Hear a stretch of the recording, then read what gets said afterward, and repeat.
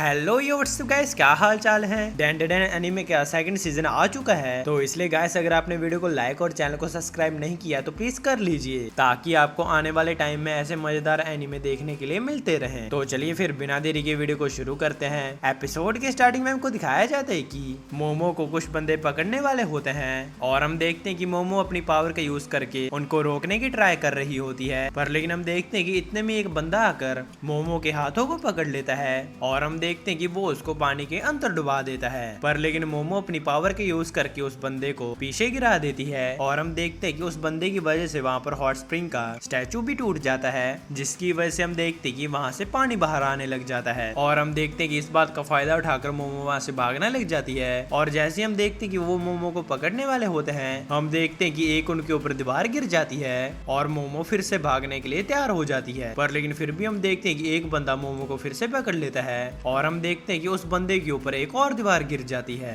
और हम देखते हैं कि वो सारे बंदे ही दीवारों के नीचे दब जाते हैं और मोमो ये चीज देखकर बहुत ही ज्यादा शॉक हो जाती है। पर लेकिन तभी हम देखते हैं कि टर्बो ग्रैनी भी वहीं पर होती है और मोमो बोलते हैं कि तुम यहाँ पर क्या कर रही हो, और टर्बो ग्रैनी बोलते हैं कि मैंने तुम्हारी और तुम्हारी ग्रैंडमदर की बातों को सुन लिया था, जिसकी वजह से मैं तुम्हारे बैग के अंदर घुस गई थी। और तभी हम देखते हैं कि वहाँ पर कुछ बंदे आ जाते हैं और वो लोग उन बंदों को पकड़ लेते हैं और वो बंदे बोलते हैं कि ये तो कीटो फैमिली से हैं, इन्होंने ऐसी हरकतें पहले भी बहुत की हैं, ये तो सिटी में बहुत ही ज्यादा डिस्ट्रक्शन मचाते हैं। और फिर अगले सीन में हम देखते हैं कि मोमो टर्बो ग्रैनी से जीजी के घर के बारे में पूछने लग जाती है और टर्बो ग्रैनी बोलती है कि उस घर ने ह्यूमन ब्लड को बहुत ही ज्यादा अब्सॉर्ब किया हुआ है। और तभी सीन शूट होकर हम देखते हैं कि ओकारुन और जीजी को उस दीवार के अंदर छेद करने के बाद कुछ समझ में नहीं आ रहा होता है और वो लोग डिसाइड करते हैं कि चलो हम लोग मोमो का वेट करेंगे। और तभी हम देखते हैं कि उनके घर की बेल बजती है और जीजी को लगता है कि शायद से मोमो आ चुकी है और वो जल्दी से जाकर दरवाजा खोलता है, पर लेकिन हम देखते हैं कि वो तो कुछ लेडीज होती हैं जो कि बहुत ही खतरनाक दिख रही होती हैं। और फिर हम देखते हैं कि वो तो अंदर आकर खाना खाने लग जाते हैं और हम देखते हैं कि वो भी कीटो फैमिली से बिलोंग करती हैं और ओकारुन इसके बारे में पूछने लग जाता है और जीजी बोलता है कि ये इस घर की हाउस ओनर हैं। और तभी उनमें से एक लेडी बोलती है कि मैं तुम्हारे घर का रेंट माफ करती हूँ, जिसकी वजह से हम देखते हैं कि जीजी उनको रोक नहीं पा रहा होता है। और तभी ओकारुन बोलता है कि आखिरकार ये क्या चल रहा है, और जीजी बोलता है कि मेरे पेरेंट्स जब बीमार हो गए थे और उनको हॉस्पिटल में एडमिट कर दिया गया था,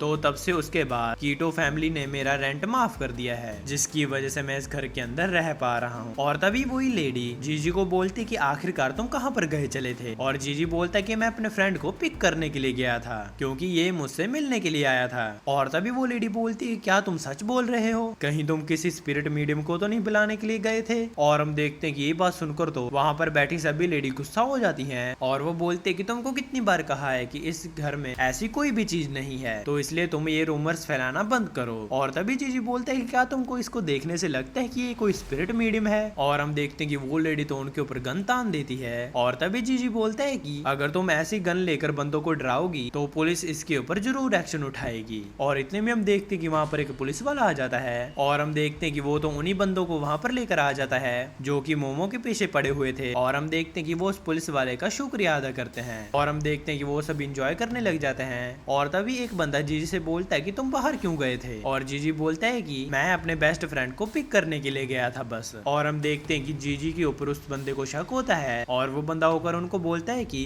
आखिरकार जीजी की फेवरेट सॉकर टीम कौन सी है, क्योंकि अगर तुम जीजी के बेस्ट फ्रेंड हो तो तुमको इसके बारे में पता होना चाहिए। और हम देखते हैं कि ओकारुन उसका आंसर बिल्कुल सही देता है और उन लोगों को विश्वास हो जाता है जीजी के ऊपर। और तभी हम देखते हैं कि वही लेडी जीजी से मोमो के बारे में पूछने लग जाती है और हम देखते हैं कि जीजी इसका कोई भी जवाब नहीं दे पाता है। और हम देखते हैं कि उस औरत को पता चल जाता है कि जीजी झूठ बोल रहा है हमसे। और तभी हम देखते हैं कि मोमो एक जगह पर आई हुई होती है और वो वहाँ पर सोचिनो को देखने के लिए आई होती है। और हम देखते हैं कि वहाँ पर जो बंदा होता है वो तो वीडियो बना रहा होता है और वो मोमो को सोचिनो दिखाने भी लग जाता है। और हम देखते हैं कि ये चीज देखकर तो मोमो थोड़ी सी डिसपॉइंट हो जाती है। और तभी वो बंदा बोलता है कि जब ड्रैगन हेवन की तरफ जाएगा तो तब एक रैम्बो बनेगा और उसके बाद माउंटेन का गुस्सा पूरे ही विलेज को बर्बाद कर देगा, क्योंकि ये इसलिए कहा जाता है क्योंकि वोल्केनो के अंदर बहुत ही बड़ा एक सांप रहता है और जब भी वो भूखा होता है वोल्केनो बाहर आ जाता है, जिसकी वजह से यहाँ के लोग उस बड़े सांप की पूजा भी करते हैं और विलेज के एक बच्चे को सैक्रिफाइस भी करते हैं, जिसकी वजह से वो वोल्केनो बाहर ना आए। और पिछले 200 सालों से इस विलेज के लोग अपने आप को ऐसे ही बचाते आए हैं। और ये सूचिनो जो तुम अभी देख रही हो वो तब की है जब वो बड़ा सांप पिघल गया था और अभी सभी को यही लगता है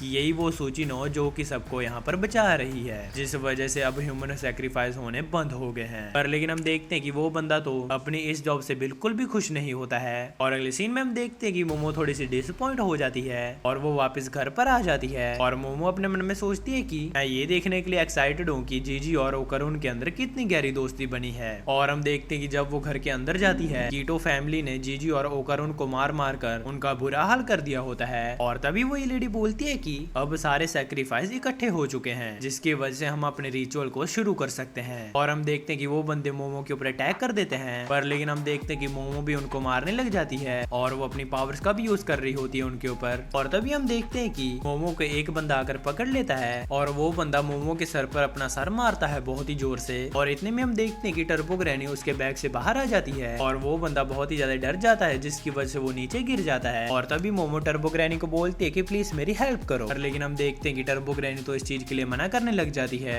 और इतने में हम देखते हैं कि एक लेडी आकर उसके ऊपर अटैक कर देती है, जो कि उसको मारकर दूर फेंक देती है। और हम देखते हैं कि वो तो मार्शल आर्ट के एक्शन भी मार रही होती है और हम देखते हैं कि वो तो मोमो के अटैक से बच रही होती है और हम देखते हैं कि वो तो बहुत ही खतरनाक लड़ रहे होते हैं। और तभी वो लेडी मोमो के ऊपर इतनी जोर से अटैक करती है कि वो एक दीवार तोड़कर दूसरी तरफ जाकर गिरती है। और फिर वही लेडी मोमो को बोलती है कि आखिरकार तुम कैसी पावर के यूज कर रही हो। और फिर हम देखते हैं कि मोमो टर्बो ग्रैनी से उस लेडी के बारे में पूछने लग जाती है और टर्बो ग्रैनी बोलती है कि वो तो सिर्फ एक पावरफुल बुढ़िया ही है। और हम देखते हैं कि मोमो तो इस चीज पर विश्वास ही नहीं कर रही होती है और हम देखते हैं कि उसको तो उस कमरे से बहुत ही ज्यादा गंदी स्मेल आ रही होती है। और तभी वो औरत मोमो को बोलती है कि कीटो फैमिली इस विलेज को हमेशा से ही प्रोटेक्ट करते हुए आई है, तो इसलिए अगर तुम हमारे फेस्टिवल को रोकने के लिए आई हो तो हम तुमको ऐसा बिल्कुल नहीं करने के लिए देंगे, क्योंकि इस विलेज में हमारी ही वजह से शांति आई है, क्योंकि हम लोग पिछले 200 सालों से सरपेंट गॉड को सैक्रिफाइस कर रहे हैं, जिसकी वजह से पूरा विलेज ही बचा हुआ है। और जिस घर के अंदर तुम खड़ी हुई हो, घर सैक्रिफाइस के लिए ही बनाया गया है और हम इस घर के अंदर उन्हीं बंदों को लाते हैं जिनका हमको सैक्रिफाइस देना होता है। और मोमो अपने मन में सोचती है कि अच्छा, तो इन्होंने जीजी और उसकी फैमिली को भी इसलिए यहाँ पर बुलाया था।